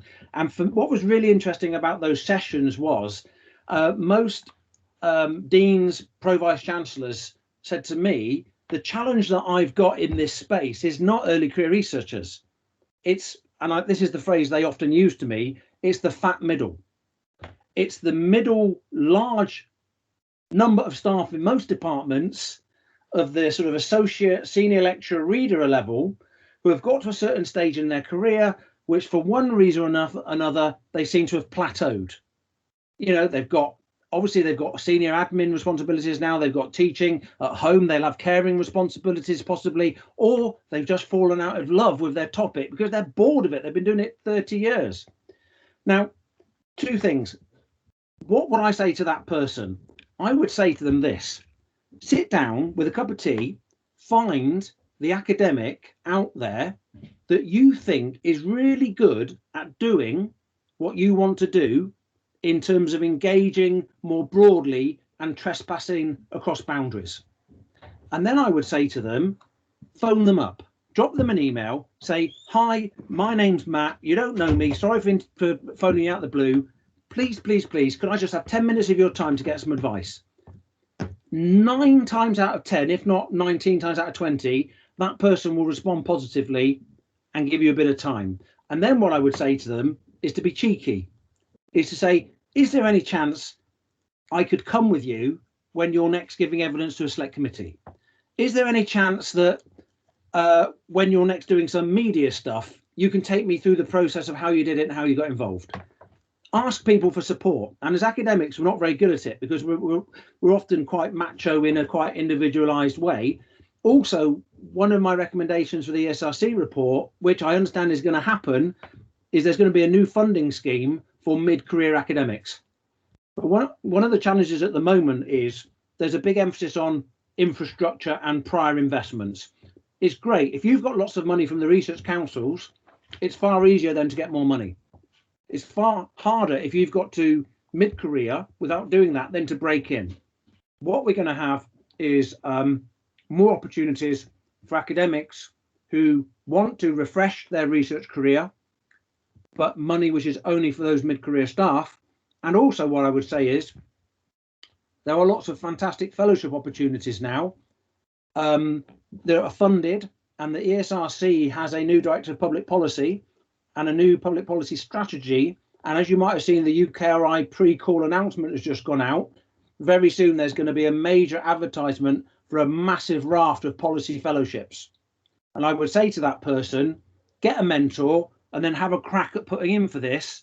And if you don't get it, go to UPEN and say, can you find me a policymaker who might like to work with me on a more informal basis? That's fantastic advice. Thanks, Matt. Okay. Okay, so, right, from the top, takes time, yeah, never do policy. People get me to go and do conference presentations. And the first question people say to me is, how do I do ref impact case study? And I say to them, if you're doing impact for ref, get a different job. This is not about doing, my rule is, if you do engaged scholarship because you enjoy it, it's fun, you believe in it, it nurtures you, you will by definition have a contribution to impact case study. Okay, that's the way it works. Trust, no surprises rule. People don't know about this. There is in Whitehall and Westminster written down what's called the no surprises rule. And it's very simple. If, I'm just getting someone's name, Deirdre, if Deirdre phones up a select committee clerk and says, "Hi, I'm Deirdre, I work at University of Keele.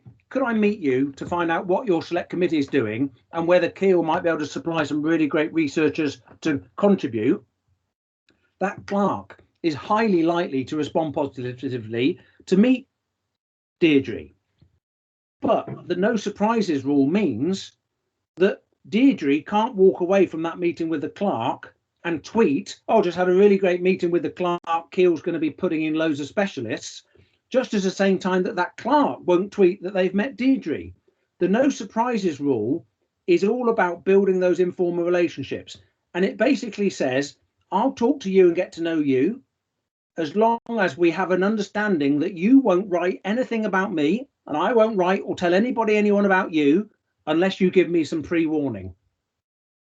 If you don't understand the no surprises rule and you break it, you're toast, you're finished.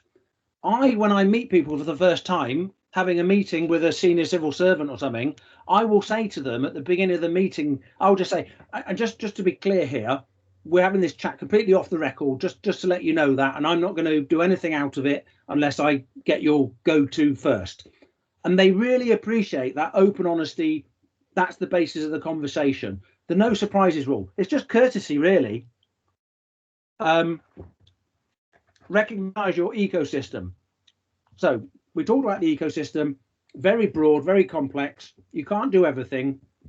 What I think is really useful to do is for academics to sit down and think about the broader ecosystem around their research area and where are the 5 or 6 key people or organizations that they really need to be having a relationship with.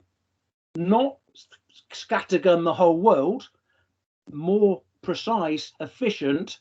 There are 5 or 6 key organizations, 2 main departments of state, a select committee, maybe a scrutiny committee in the Lords, there might be a key regulator. They are my 5 or 6, and now I can build relationships with those. So map your ecosystem.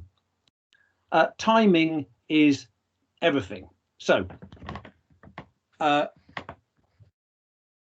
timing is really important. There are times in the year when policymakers are more receptive to fresh ideas. Summer and new governments.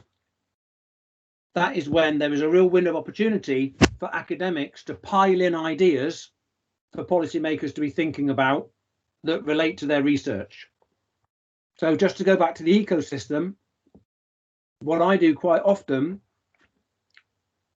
is I will email the clerk of the 2 select committees that I work with, and I will just send them a list of 5 or 10 ideas for topics that they might do an inquiry on. I know the clerk, they know me, they trust me. I know the no surprises rule. They know that they don't even have to respond. I won't get in a mood. That's the way it works. That I know that most of the time those 10 will be ignored, but all clerks all of the time are maintaining a list of potential inquiry topics. And my role is to populate that and give them some seeds. Very often, once every 2 years, I'll get an email and I'll say, "Oh, Matt, you know that idea you sent as a bullet point? The committee didn't like that, but they did think about this, which is close to it. Can I send in a half page on that?" And then before you know it, the committee's been announced, it's been launched, and they're looking for a special advisor. Who ends up being the special advisor? The person who put the seed in at the beginning. So being willing to do that and understanding that you're not going to define the committee's inquiry, but you can plant seeds that pull them towards your research area. Exactly the same with the media. So the framing. I was thinking earlier about the levelling up. Levelling up at the moment is a very broad agenda based notionally around place-based emphasis and equality of opportunity. At the moment, there's a real opportunity that any academic who can somehow frame their research and why it matters as potentially contributing to the levelling up agenda, there is a massive opportunity to work with government departments who are desperate to try to put some meat on this phrase. But you have to frame what you're doing. The same with the Wellcome Trust. Wellcome Trust is a brilliant funder. Very small, very simple application process. They don't want to fund research. They want to fund relationships with researchers, which means that once you've got some money from Wellcome, it's relatively easy to get follow-on funding and develop a relationship. That's what they want. Wellcome Trust funds health-related research. A lot of people say, well, I don't do health-related research. But Wellcome define health-related research so broadly, an amazing array of our fellow academic colleagues are completely and utterly working within the contours of potential Wellcome Trust funding. Also, you can just phone up and have a chat with a desk officer about what you do, who will very quickly tell you whether you're in or out. So the framing issue is really important. And another really simple tip is horizon scanning. Politicians, policymakers, broadcasters, they love an anniversary. You might say, bloody hell, this is all a bit cheap. I'm an academic. I'm not going to lower myself to this. But if you want to do policy engagement and you want to build relationships and you want to have a visibility, horizon scanning pays dividends. So I've got a picture of a piece of coal and a miner's helmet. March next year, 2022, is the 20th anniversary of the closure of the last coal mine in Scotland. Not a lot of people know that, but a year before that anniversary happens, there will be real good opportunities to work with policymakers and particularly with broadcasters using that anniversary as a hook. So I'll give you a better example. In 1975, Phil Catney might know this, there was a famous report written by the Trilateral Commission. I'm going to tell you this now, but please nobody, you know, I don't want Keel announcing a commission on the Trilateral Commission.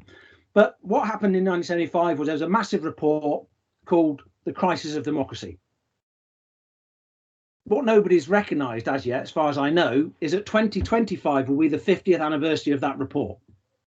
So I'm now working with the British Academy to do a massive project looking at the crisis of democracy 50 years later, using the anniversary as the hook. Finding anniversaries is a really great way to get the attention of politicians who often have rather simple short-term incentive structures. Policymakers love it, and the media particularly love it. So thinking about where are the anniversaries, remembering that the media, you know, you're on a documentary, you're looking at 2-3 years in advance for commissioning and making it. Having a 36-month rolling horizon scanning capacity is a really simple way of delivering a lot, but few universities manage to do it. Going off stage is what I was talking about. Don't go to the obvious suspects. If you want to engage with a policymaker, a politician, the most influential people to go to are the SPADs, the special advisors. They're relatively easy to find. And if you want to work with Parliament, by far the most important people for us are not MPs. They are the clerks of the select committees. This is Lord Lisvane here, formerly clerk of the House of Commons. Most parliamentary clerks are wannabe academics. Most of them have PhDs. They're very, very receptive to working with academics, as long as those academics understand a little bit about Parliament. Building up relationships with the clerks is a fantastic way of low cost, high efficient work. And then earlier we were just talking about how do we do this efficiently and not having zero sum gains. You know, is this discovery research or applied research? Is this impact or teaching? I don't like that at all. One thing that I've always done, and again, I don't want anybody to think that I'm telling you what to do. I'm not at all. I'm just purely giving you some ideas, particularly when it comes to supporting early career researchers who will be under pressure. Is I just developed this notion of triple writing, which I know has been very influential on people. And apparently somebody told me the other day somebody had got it up to 5 levels of writing, which is a bit extreme. But let me just tell you what triple writing is, and I will expose myself as a complete fraud and how simple it is that every time I write an academic output, be it an article, a book or a book chapter, that's my number 1 phase writing. I'm an academic. That's what I do. That's what I love. However, I always then take that grade 1 writing and I rewrite it as a much shorter, say 1,500 word practitioner piece. That's level 2 for practitioner audience. And then I take that as a level 1 blog post or newspaper article, 500-600 words. So what I'm doing is using the same output, the article, but translating it for a practitioner audience, shorter, more accessible, and then translating that for a public audience, even shorter, maybe slightly more pithy, more entertaining. But what's important about that is that it gets a ripple effect. That in my experience, very often people have read the newspaper article, emailed me and said, could I send them copies of my academic research? Then it's turned out that they work in policy somewhere and it's developed a really important relationship. But actually, triple writing, once you learn how to do the second and third phase writing, it's really fun. It's really refreshing to be able to write without jargon, references, footnotes, and all the rest of it. Then the final point, and that's good time, is the community. Building the community is the key. It's about you getting out of academia in some level, and I understand parenting, caring responsibilities can make that tricky, but there's a lot more understanding nowadays of micro placements or online placements or dual mentoring. But building your community so you have links beyond academe, but also academic institutions being able to pull people in. When I heard about the ESRC's new scheme, their fellowships, academics to go into policy making, fantastic. Immediate weakness though, one-way traffic. Much more important for building relationships is getting policymakers out of their institutions and into universities in order to build relationships so that they understand the academic context and culture and can forge those relationships too. That's me pretty much finished, Derek. Thank you so much, Matt. With I think a few seconds left, I'm just a huge thank you, Matt, for kicking off our 2021 Engagement and Impact Festival. What a session. I've got up to 5 A3 notes in front of me. I've been scribbling as you've been talking. There's so much to follow up here. One thing I'm really taking from this is almost a researcher well-being approach, where we try to nurture and develop the interface between our research, our teaching, our impact, our engagement as an ecosystem and be less compartmentalized. This isn't just another thing for a workload allocation model. This is something that we should be doing and we should be nurturing, but we need to also identify and recognize, because we are absolutely fixated on outputs and grants. We always have been in academia. It's time to change that. But there is a basic obligation. You know, as you said, the first thing you do is you do write the article. You don't just write the blog. You don't just write the practitioner piece. And that is also important. We have obligations as academics and our community, and it's finding that balance. We did want to talk about UPEN clusters, your EDI groups and all those others, and how we could get involved. And that could be perhaps a follow-up. Yeah. But we also wanted, have you got a few minutes just to talk us through the UPEN blog and how we could potentially contribute to that?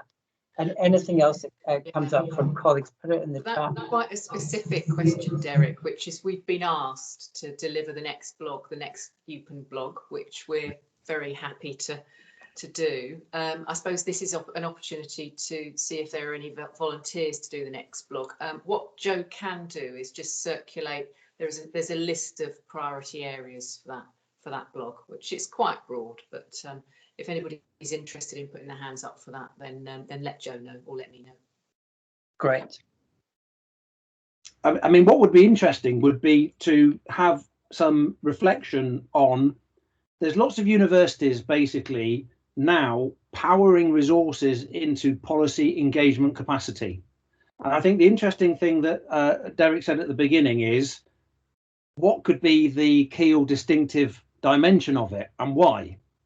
Because at the moment, people aren't thinking distinctive. They're just thinking build broad-based research infrastructure, boundary-spanning networks, and I mean, you know, an EDI distinctive element could be fantastic. An international dimension, I could easily pair Kiel up with a couple of these massive overseas, like the American ARIS would love to have a UK partner to innovate. So yeah, what's distinctive? Yeah, very good point, because I did set up public policy at Southampton. I had £250,000 in the first instance to do it. We had another £250,000 a few years back, and it didn't really do very much. It didn't find its footing, even with all that support and investment, because it was just emulating what Birmingham had done. And what Birmingham had done wasn't that great in the first place. And that's why I said, you know, rather than waste all that time and resources, let's hit the ground running with why we need to do it, what we need to do, and how it actually brings value added to us and our user communities. I mean, you have the same problem with the What Works networks, to be honest. The What Works networks are great if you're in them, but their broader spillover effect for the wider profession is very limited. So thinking about how you build capacity across everybody in an inclusive way, rather than just creating a policy Kiel, or maybe having policy Kiel has a hub that's got real spokes. I mean, and that's a great note to end. I know we're in the dying seconds now, but it's perhaps worth, do follow up everybody in the room. I think if there's an interest in keeping this conversation going, and I hope there is an interest in keeping this conversation going at Kiel, I mean, obviously Joe can connect you to a variety of ways in which you kind of engage directly with UPEN. There's a quarterly completely open membership meeting, which I attended for the first time, as did Phil. Other people may have been there, I don't know. But that was absolutely brilliant. And you get a sense of the wonderful culture that Matt and colleagues have managed to create that's very, very inclusive and, you know, and very healthy. I think we, you know, at the moment, you know, there's a kind of general sense from our directorate, from RE and partnership development, which most of you know is not huge, to move forward on this agenda, but in a way that works. And I think, you know, most of us can see and imagine some very distinctive Kiel ways of doing it, given our strengths, given what we've done already, given the bits of quirkiness, and that's great. That's a very Kiel way of doing it, isn't it? So just let us know if that's something that you're interested in. You know, if nothing else, we can set up a Teams group, can't we, and keep this conversation going. And if there's a desire for more support for something that feels, you know, slightly more organised, then, you know, I think we're up for that too. Great, thank you, Anne. Thank you, Matt. Any last comments, questions? No, just to say that I'm really, really keen to stay in touch, and people can email me separately if they've got any specific questions, or if I can help Kiel with whatever they do in the future, then I'd love to stay involved and do get stuck into UPEN. Fantastic. Thanks so much, Matt. Thank you, everyone, for attending and your great questions. Bye-bye. Bye-bye. Goodbye.